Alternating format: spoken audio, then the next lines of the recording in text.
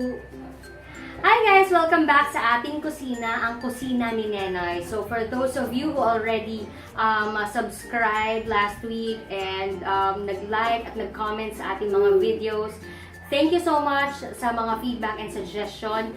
We appreciate everything na binigay nyo sa channel na yon. And then, for those of you who are new in this channel, my name is Pia Besmonte. I encourage you to subscribe on this channel and click on that notification bell so you won't miss out on any of the videos na paparating para naman nakatulong sa mga cooking ideas or menu na gusto nyo pang matutunan. Okay? So, to get started, what we're going to prepare right now is chicken wing dish. So, I noticed kasi na lately, ang dami ng mga kainan na nag-o-offer ng unlimited chicken wings. Tapos, iba't iba yung flavor na binibigyan nila sa mga customers nila. So, today, we're going to try chicken buffalo wings. Okay, isa ito sa mga, best seller dun sa mga ibang kainan na nag-offer ng unlimited wings. So, I might do a series of this chicken wings dish. So, let me know if you want to do it in a series at iba't ibang flavors yung lutuin natin. Okay? So, let's start cooking our chicken buffalo wings. At para sa ating ingredients, we have 1 kilo ng chicken wings, 1 cup flour, 1 cup cornstarch, 5 tablespoons ng hot sauce, 5 tablespoons ng soy sauce, 2 tablespoons ng ketchup, half cup ng butter, salt and pepper, at isang pouch ng oyster sauce. Okay, so while we are waiting for the oil na mag-init, okay, pagsamahin na natin yung ating dry ingredients. Flour, cornstarch, ang ating salt and pepper.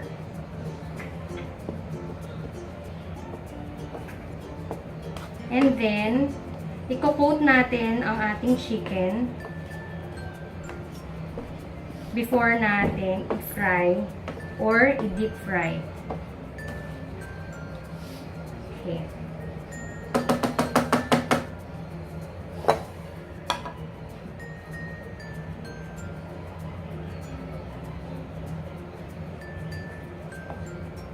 No need na i-coat nyo pa sa egg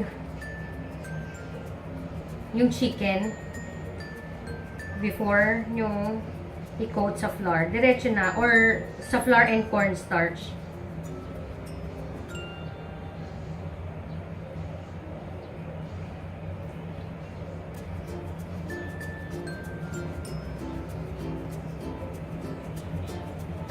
And make sure na i-deep fry natin para mas maganda yung luto niya.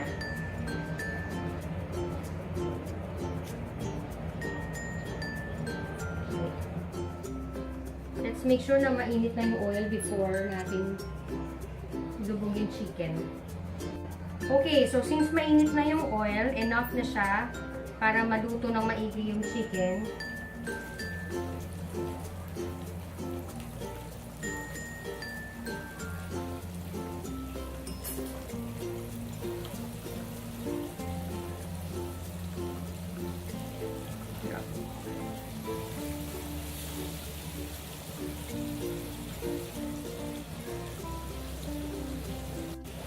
Okay, so habang hinihintay natin maluto yung chicken, pagsasagmahin na natin yung mga sauce, like the soy sauce, the ketchup, and the hot sauce sa isang lalagyan.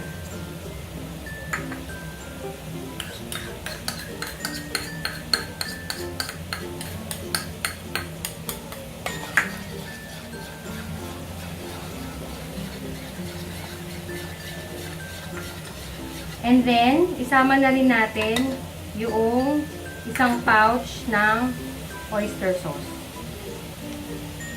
So, hindi pa po ito sponsored na video, okay? Pero, hindi rin naman masama kapag merong gustong mag-sponsor, pwede rin.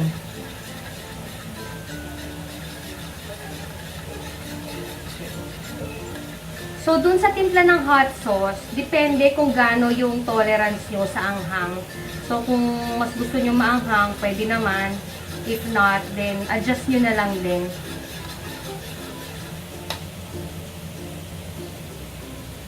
Okay, so ito na po yung ating fried chicken wings. Now, ang gagawin natin is, inuna ko lang yung butter sa isang pan. Okay. And then, doon ko ihuhulog yung fried chicken. Okay. Ang purpose nito is para magkaroon ng buttery flavor yung chicken and at the same time kumapit yung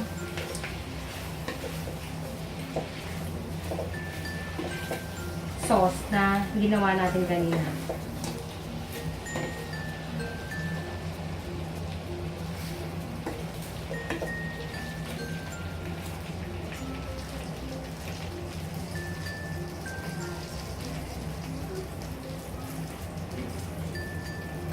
And then the sauce that we did earlier, pwede natin ilagay, ihalo.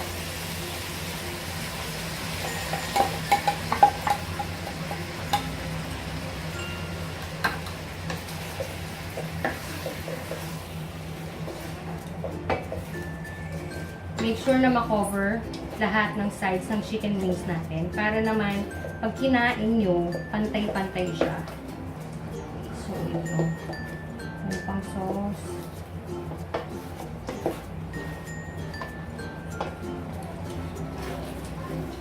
So, medyo matindi-tinding paghahalo lang ang gagawin nyo. But everything else, tingnan nyo naman sa ingredients. Napaka-simple lang naman ito. This is, by the way, my own recipe.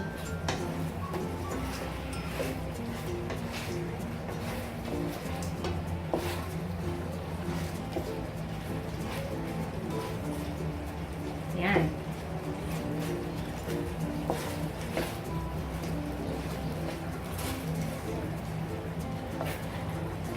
Okay.